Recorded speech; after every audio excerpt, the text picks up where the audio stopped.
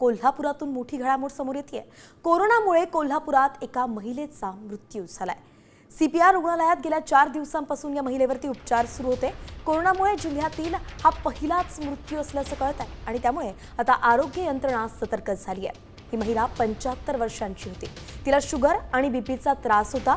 कोरोनामुळे वयोवृद्ध महिलेचा मृत्यू झाल्यामुळे कर्मचाऱ्यांनी पीपीई किट घालूनच महिलेवरती अंत्यसंस्कार केले।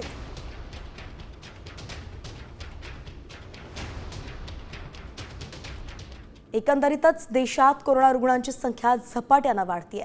देशात सक्रिय कोरोना रुग्णांची संख्या आता 4000वरती पोहोचली आहे आणि यामध्ये केरळमध्ये सर्वाधिक रुग्ण आहेत। संख्या आहे 1435। त्यापाठोपाठ महाराष्ट्रातील सक्रिय रुग्णांची संख्या पाहायची तर ती आहे 506 आणि यामध्ये काल नव्या 65 रुग्णांची नोंद झाली आहे। राज्यात सर्वाधिक 25 रुग्ण हे पुण्यात आहेत तर मुंबईमध्ये 22 नवे कोरोना रुग्ण आढळलेत। ग्राफिक्सच्या माध्यमातून आपण पाहतोय केरळमध्ये संख्या झाली आहे 1435, महाराष्ट्रात 506 रुग्ण आहेत, दिल्लीत 483 आहेत, गुजरातमध्ये 338 आहेत तर कर्नाटकमध्ये 253 रुग्णांची नोंद झाली आहे। खरं तर अहिल्यानगर वासियांची सुद्धा आता चिंता वाढली आहे। अहिल्यानगर जिल्ह्यामध्ये 2 कोरोनाबाधित रुग्ण आढळलेत। एकावरती शहराच्या खासगी रुग्णालयात उपचार सुरू आहेत तर दुसऱ्या रुग्णाला उपचारासाठी पुण्याला हलवण्यात आलेलं आहे। कोविड रुग्ण आढळून आल्यानं जिल्हा रुग्णालयात अतिदक्षता विभागामध्ये 10 बेड राखीव ठेवण्यात आले आणि त्याचबरोबर उपाययोजना म्हणून प्रत्येक गावाचं सर्वेक्षण सुरू करण्यात आलेलं आहे।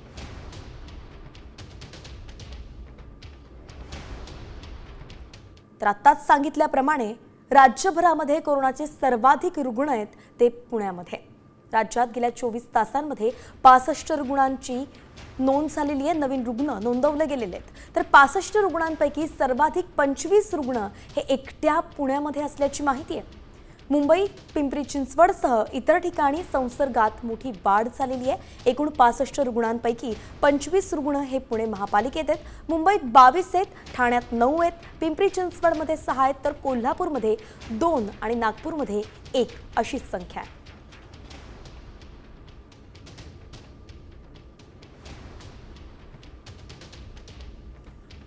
महायुती सरकारची महत्त्वाकांक्षी योजना म्हणजेच लाडकी बहीण योजना जी सुरू झाली तेव्हापासून वादाच्या भोवऱ्यातच अडकली आहे आणि त्याबद्दल आता एक मोठी बातमी समोर आली आहे। राज्य सरकारनं लाडक्या बहिणींच्या वार्षिक उत्पन्नाची पडताळणी सुरू केली आहे। सरकारनं लाभार्थी महिलांच्या कुटुंबाची माहिती इन्कम टॅक्स विभागाकडून मागितली आहे। इन्कम टॅक्सकडील माहितीवरून 2.5 लाखांपेक्षा ज्यांचं उत्पन्न जास्त असेल त्या सगळ्या लाडक्या बहिणींची संख्या 50 लाखांहून सुद्धा अधिक असू शकते आणि म्हणून 50 लाखांहून अधिक बहिणी आता या योजनेसाठी अपात्र ठरणार हे कळत आहे।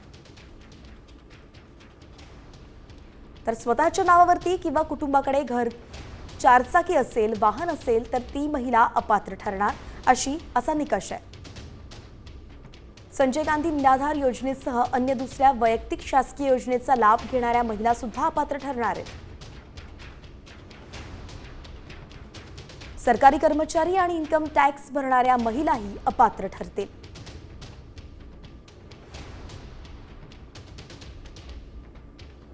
कुटुंबाचं वार्षिक उत्पन्न हे 2.5 लाख रुपये असतील त्याच फक्त लाभार्थी असणार आहे, त्यापेक्षा जास्त असेल तर तुम्ही अपात्र ठरणार।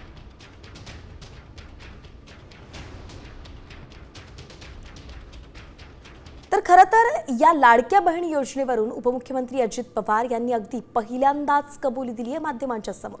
निवडणुकीपूर्वी वेळेच्या अभावी पडताळणी करू न शकल्यामुळेच लाडक्या बहिणींना सरसकट लाभ दिल्याची कबुली दिली आहे अजित पवारांनी। योजनेतील अर्जांच्या पडताळणीचं काम सुरू असून यापुढे फक्त गरजू आणि पात्र महिलांनाच लाभ दिला जाईल असंही त्यांनी स्पष्ट केलंय। शिवाय अपात्र लाडक्या बहिणींवरती कुठलीही कायदेशीर कारवाई करणार नाही असं त्यांनी स्पष्ट केलेलं आहे। पाठीमागच्या काळामध्ये ज्यावेळेस आम्ही ही योजना आणली त्यावेळेस आमच्याकडे फार काळ कमी होता। तुम्हाला सगळ्यांना आठवत असेल की 2-3 महिन्यातच लगेच निवडणुका लागून होत्या। त्यावेळेस ह्या सगळ्या गोष्टी तपासण्याच्या करता जेवढे वेळ पाहिजे होता तेवढा मिळाला नाही, तरी आपण आव्हान केलेलं होतं। आपल्याला असं वाटलं होतं की जे त्याच्यात बसत नाही ते अर्ज करणार नाही किंवा मागणी करणार नाही, परंतु काहींनी केलेलं आहे. आता दिलेले पैसे तर आम्ही काढून घ्यायचा प्रश्न येत नाही, दिलेले पैसे तर आम्ही काढून घ्यायचा प्रश्न येत नाही. तर काही झालं, काही मध्ये कमी केले. आता जसं जसं आपण शोधतोय तसं तसं तुम्ही म्हणताय तशा केसेस पुढे येत आहेत.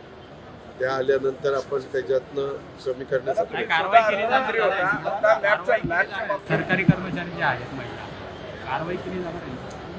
अरे बाबा, कशाला आता कारवाई करायला निघतोय? तर ना, ज्यांना गरज आहे त्यांना पैसे अरे मान्य आहे ना, चुकलं त्याच्यामध्ये. आता त्यांनी नको होतं करायला. उपमुख्यमंत्री अजित पवारांनी कबुली देत नाही, तोच आता खासदार संजय राऊतांनी त्यांच्यावरती जोरदार निशाणा साधलेला आहे.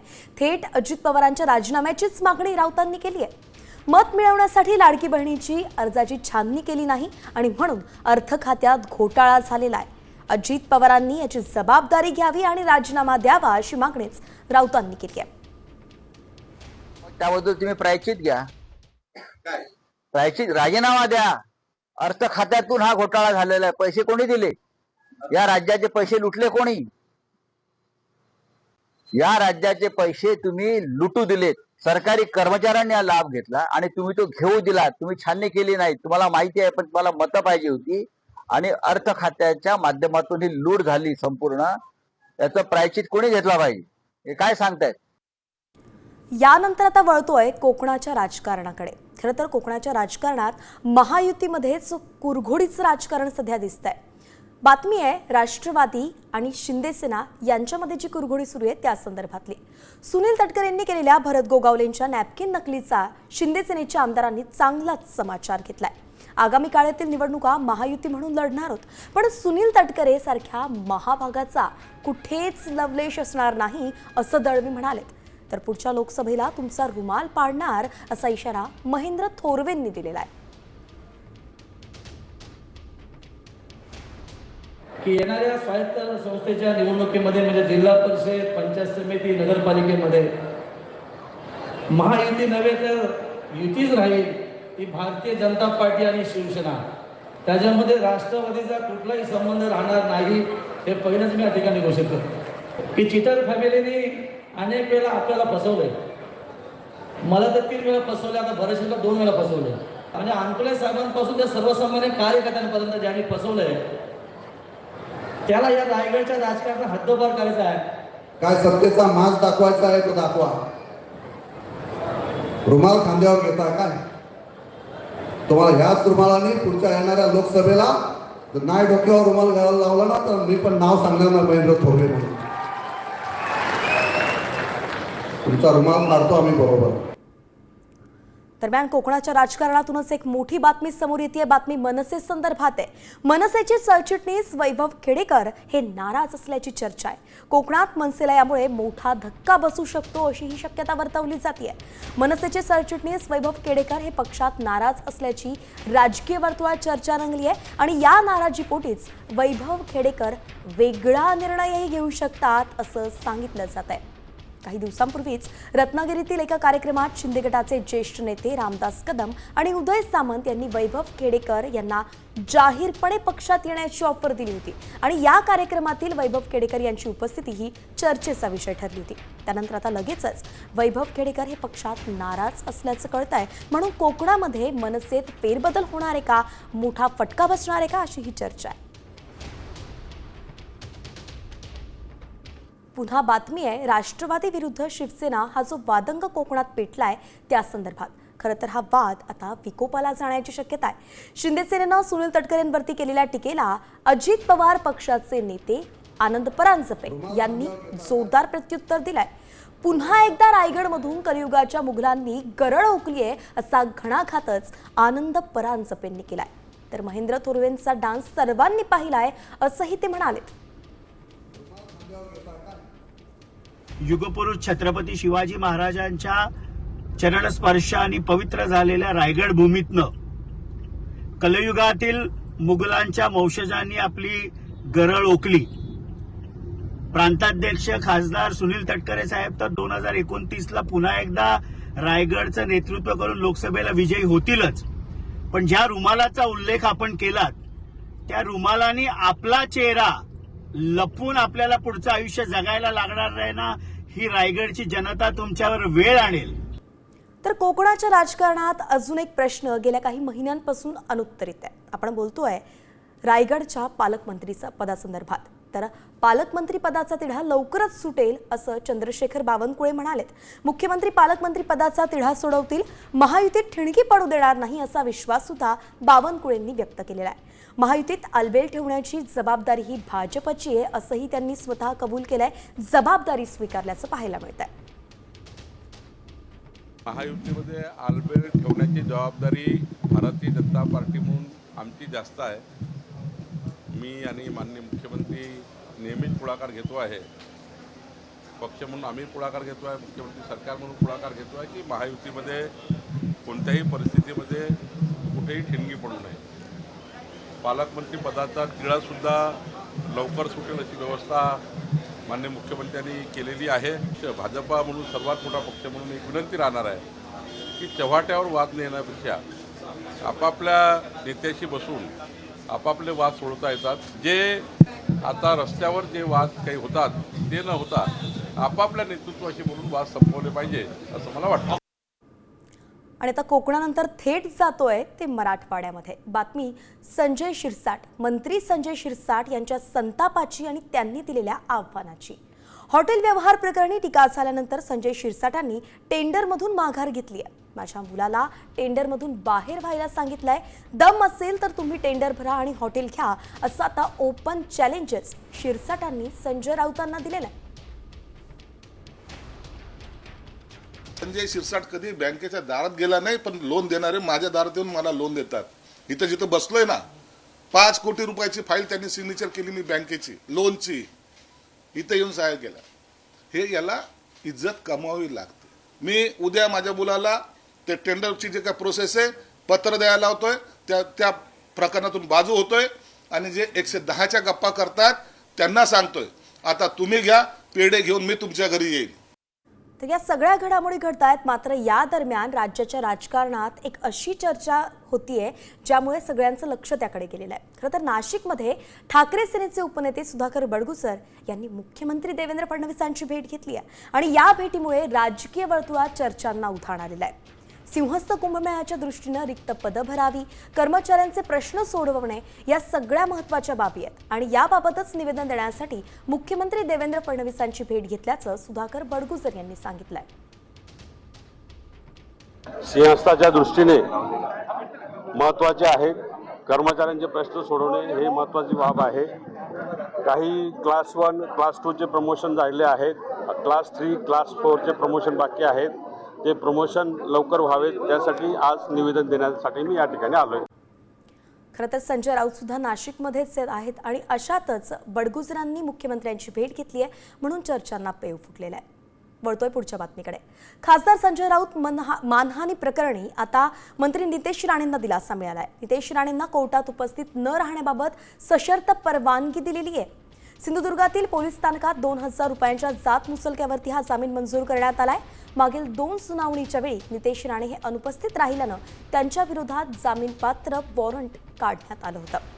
नितेश राणेंविरोधात अब्रू नुकसानीचा फौजदारी खटलाही दाखल केलाय आणि याची सुनावणी माझगाव दंडाधिकारी कोर्टात सुरू आहे.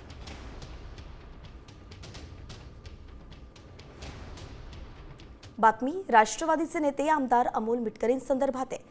अमोल मिटकरींनी पुन्हा लक्ष्मण हाकेंवरती निशाणा साधलेला आहे. पात्रता नसताना त्याने राजकीय पुढाऱ्यांना हाताशी धरून आर्थिक रसद पुरवत राज्य मागासवर्गीय आयोगाचं सदस्यत्व पदरात पाडलं असं ते म्हणाले आणि याविरुद्ध हायकोर्टात ॲडव्होकेट बंडू काशीद यांनी याचिका दाखल केली आहे. ओबीसींच्या टाळूवरचं लोणी खाणाऱ्या भुरट्याचा आणखी एक कारनामा अशी पोस्ट मिटकरींनी सोशल मीडियावरती केलेली आहे. नेमकं काय ट्विट केलंय मिटकरींनी पाहूयात. हाक्याची पात्रता नसताना राजकीय पुढाऱ्यांना हाताशी धरून आर्थिक रसद पुरवत मागासवर्गीय आयोगाचं सदस्यत्व पदरात पाडलं. याविरुद्ध हायकोर्टात ॲडव्होकेट बंडू काशीद यांनी याचिका दाखल केली आहे. ओबीसींच्या टाळूवरचं लोणी खाणाऱ्या भुरट्याचा आणखी एक कारनामा असं ट्विट अमोल मिटकरींनी केलंय. आणि रवी वर्मा संदर्भात एक मोठी अपडेट समोर येते। हेरगिरी करणाऱ्या रवी वर्माला 3 दिवसांची कोठडी सुनावण्यात आली आहे। रवी वर्माला 5 जून पर्यंत पोलीस कोठडी सुनावण्यात आली आहे। हेरगिरी प्रकरणी रवी वर्माला अटक करण्यात आली आहे आणि पैशांसाठी रवी वर्मानं देशाशी गद्दारी करत पाकिस्तानला माहिती पुरवल्याचा त्याच्यावरती गंभीर स्वरूपाचा आरोप आहे।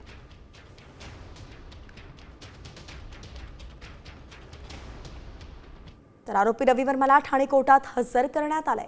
अभियंता रवींद्र वर्मा याला भारतीय नौदलाची गोपनीय माहिती पाकिस्तानला गुप्तचर अधिकाऱ्याला पुरवल्याचा आरोप करण्यात आलाय आणि त्याच खाली त्याला अटक करण्यात आली आहे। या बदल्यात त्याच्या बँक खात्यात परदेशातून रक्कम जमा झाली आहे। ती रक्कम पाकिस्तानी गुप्तचर अधिकाऱ्यांकडून देण्यात आल्याचा संशय आणि याबाबत दहशतवाद विरोधी पथक अधिकचा तपास करत आहे।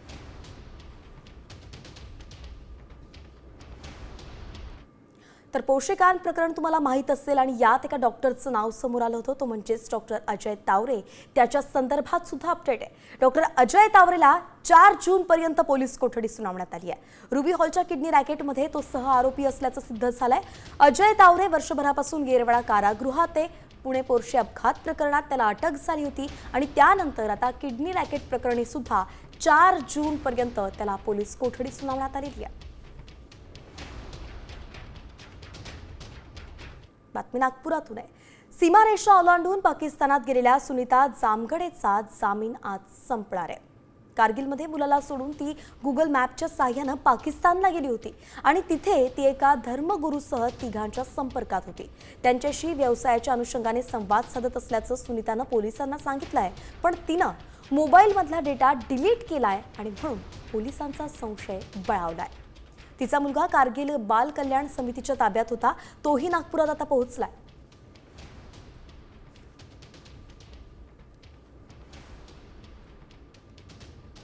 आणि यानंतर अपडेट जाणून घेऊयात ती वैष्णवी हगवणे आत्महत्या प्रकरणासंदर्भात त्यांच्या आरोपींसंदर्भात। खरं तर पिंपरी चिंचवड पोलिसांनी हगवणेंचा जेसीबी हा जप्त केला होता, पण हाच जेसीबी पुन्हा हगवणेंकडे आलाय आणि म्हणून संशय व्यक्त होतोय। तक्रारदार प्रशांत येळवंडे याच्याकडून जप्त केलेला जेसीबी हगवणेंकडे कसा आला याचा शोध आता म्हाळुंगे पोलिसांकडून घेतला जातोय।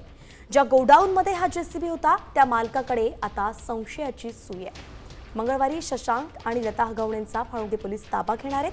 त्यांना अटक केल्यावरती होणाऱ्या चौकशीमध्ये या प्रकरणाचा खुलासा होऊ शकतो अशी माहिती म्हाळुंगे पोलिसांनी दिली आहे।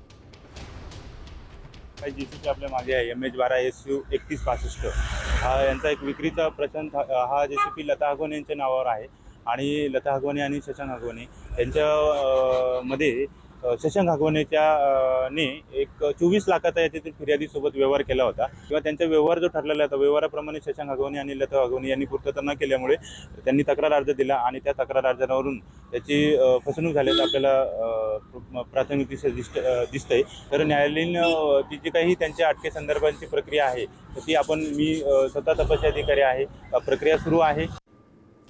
तर या हगवणे कुटुंबियांसंदर्भात एक मोठी बातमी समोर आली आहे, ती म्हणजेच हगवणेंच्या छळछावणीचा सिलसिला एका मराठी चित्रपटाच्या दिग्दर्शकापर्यंत जाऊन पोहोचलाय। हगवणे कुटुंबियांनी छळ केला असा आरोप स्वतः दिग्दर्शकानं पुण्यात आयोजित केलेल्या एका पत्रकार परिषदेत केलाय।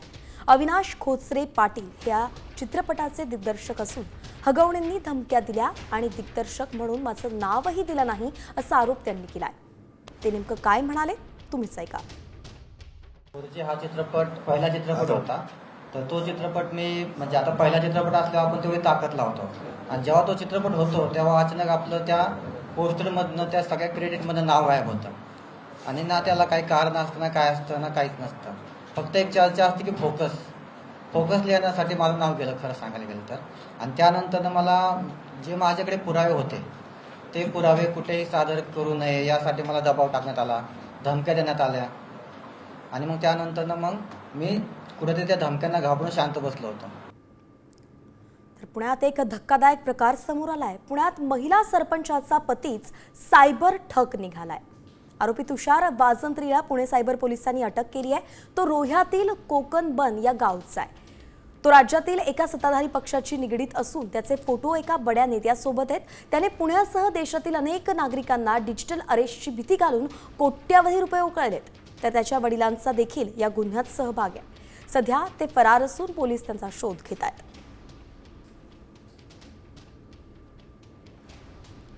एक मोठी बातमी समोर येते। IT पार्क हिंजवडी इथे प्रचंड वाहतूक कोंडी झाली आहे। रस्त्यावरील खड्डे आणि बंद पडलेले सिग्नल यामुळे वाहतूक कोंडी झाल्याचं पाहायला मिळत आहे। ही दृश्य आपण साम टीव्हीवरती सध्या पाहतोय। लक्ष्मी चौकातील वाहतूक कोंडीनं नागरिक त्रस्त झालेले आहेत। वाहतूक कोंडीमुळे परिसरातील नागरिक आणि IT अभियंते हे हवालदिल झाल्याचं आता पाहायला मिळत आहे।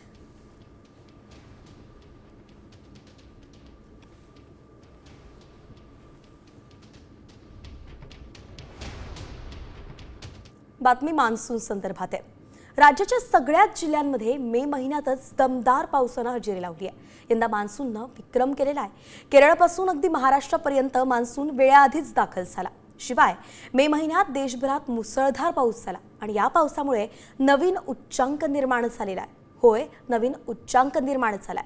देशभरातील मार्च ते मे या 3 महिन्यांची सरासरी पाहिली तर 42% पाऊस बरसलाय आणि म्हणून जून महिन्यात पावसाचं प्रमाण कमी राहण्याची शक्यता हवामानशास्त्र विभागानं वर्तवली आहे। सर, आता काय परिस्थिती असणार आहे पुढचे एक महिनाभर किंवा पुढचे 10 दिवस पाऊस लांबणीवर आहे असं माहिती? हो, आता जर बघाल तर सध्या मान्सूनचे वारे जे आहे ते थोडे त्याचा जोर कमी झालेला दिसून येतोय आणि त्यामुळे आपण बघू शकतो की महाराष्ट्रावर जास्त ढगं किंवा जे पाऊस देणारे ढगं आपल्याला दिसत नाहीत। आणि येणाऱ्या 4 ते 5 दिवसाचा किंवा एका आठवड्याचा जर विचार कराल तर महाराष्ट्रात उघडीप दिसून येण्याची शक्यता आहे। काही ठिकाणी किंवा तुरळक ठिकाणी आपण म्हणू शकतो की मेघगर्जनेसह पाऊस होण्याची शक्यता आहे, परंतु तो सर्वदूर असणार नाही आहे। तर येणारे 5 ते 7 दिवस किंवा 8 दिवस आपण बघू शकतो की पाऊस हा सरासरीपेक्षा कमी पडण्याची शक्यता आहे। पुढच्या 5 ते 7 दिवसांमध्ये अशीच परिस्थिती राहण्याची शक्यता आहे। उघडीपच आपल्याला दिसून येईल। तुरळक ठिकाणी मेघगर्जनेसह पाऊस होऊ शकतो, परंतु सर्वदूर आणि मुसळधार पावसाची शक्यता येणारे 5 ते 7 दिवस तरी नाही आहे। तर मान्सून दाखल होताच बळीराजाकडून आता शेती कामांसाठी लगबग सुरू झाली आहे। मात्र एक सल्ला महत्त्वाचा आहे जो प्रत्येक शेतकऱ्यानं लक्षात ठेवावा। राज्यात अवकाळी आणि मान्सूनपूर्व पावसानं अनेक भागामध्ये सध्या धुमाकूळ घातलाय आणि म्हणून जमिनीत बऱ्यापैकी ओलावा निर्माण झालाय। अवकाळीनं पिकं वाया गेली आहेत, नुकसान झालंय, तरी शेतकरी खरीपासाठी लगबगीनं तयारीला लागलेला आहे। पण लागलीच पेरणी करू नका असा सल्ला कृषी तज्ज्ञांनी दिलेला आहे। अनेक भागांमध्ये शेतकऱ्यांनी पेरणीसाठी तयारी सुरू केली आहे, पण पावसानं आता दडी मारली आहे आणि म्हणून पेरणी वाया जाण्याचीही शक्यता नाकारता येत नाही। आधी अवकाळी मग मान्सूनपूर्व आणि पेरणीची घाई केली तर दुबार पेरणीचं संकटही ओढावू शकतं अशी भीती कृषी विभागानं व्यक्त केली आहे। म्हणून आत्ताच पेरणीची घाई नको असा सल्ला देण्यात आलेला आहे।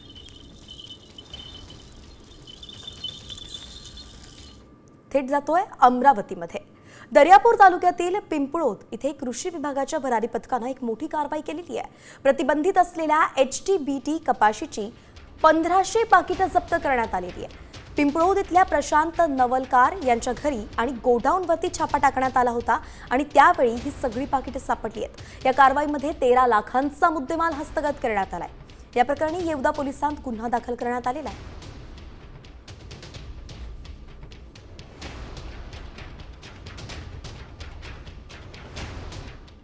अवकाळीनं राज्यभरामध्ये बळीराजाचं सर्वाधिक नुकसान केलेलं आहे। बीडच्या आष्टीत मुसळधार पावसामुळे टोमॅटोचा लाल चिखल झालेला आहे। शेतकरी लालाबाई धोंडे यांनी 1 एकर शेतामध्ये टोमॅटोची लागवड केली होती। मुसळधार पावसामुळे टोमॅटो पिकाचं त्यांचं नुकसान झालेलं आहे। टोमॅटो लागवडीसाठी केलेला खर्चही पाण्यात गेलेला आहे आणि म्हणून लालाबाई धोंडेंना अश्रू अनावर झाले। आता राज्य सरकारनं नुकसान भरपाई द्यावी अशी माफक अपेक्षा त्या करतायत।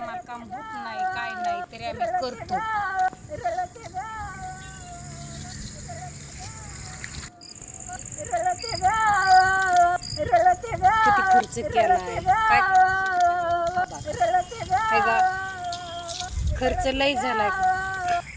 काय देता येत असन तेवढी मदत तुम्ही केलीच पाहिजेत। हो का, एवढीच विनंती आहे। लालाबाई लाल तंबाटा हो का त्याचा झाला चिखल। आता काय करायचं, होता होईन एवढी मायबापांनो तुम्ही आम्हाला मदत करा। टमाट्याचं खूप नुकसान झालंय, खुरपण आली, ही झाली, जवळजवळ 1 लाख रुपये खर्च झालाय। कर्ज पाणी बाजार करून आम्ही ही पैसे घेऊन ही पीक तयार केलं। तोंडात घास घालायला आला की हो काही असं झालं, हो काही कसं झालं। आता टमाटा महाग झाला तर आता हे काहीच नाही राहिलं. आम्हाला काही काम होत नाही तरी आम्ही पोटासाठी हे व्यवसाय करतो.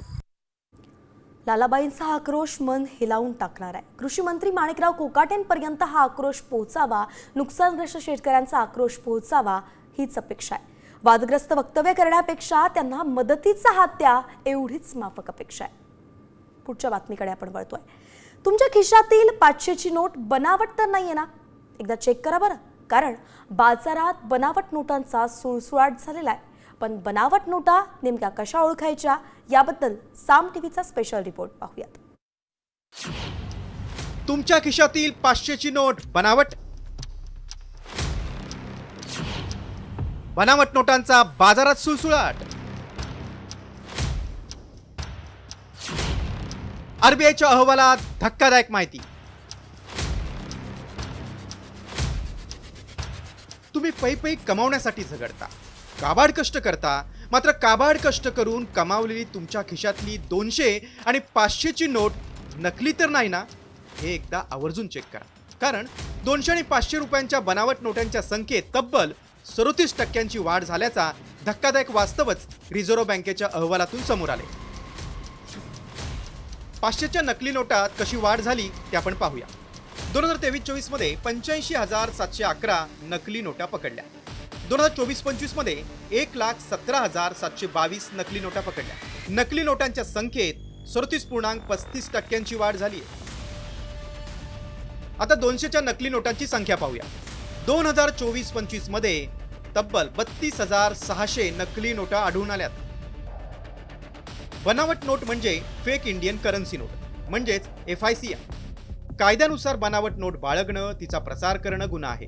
त्यामुळे बनावट नोटा निर्मिती करणारे कारखाने आणि टोळ्यांचं कंबरडं मोडण्यासाठी नोटबंदी करण्यात आली. मात्र नोटबंदीनंतर देखील बाजारात बनावट नोटा येत असल्याचं समोर आलंय. मात्र या बनावट नोटा कशा ओळखाव्यात ते पाहूया.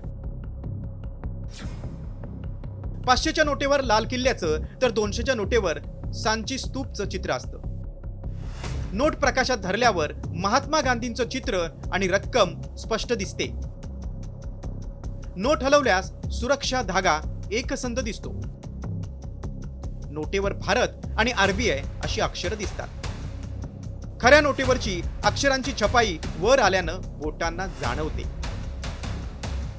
खऱ्या नोटेवर रिझर्व्ह बँकेकडून नोटेचा नंबर नमूद केलेला असतो.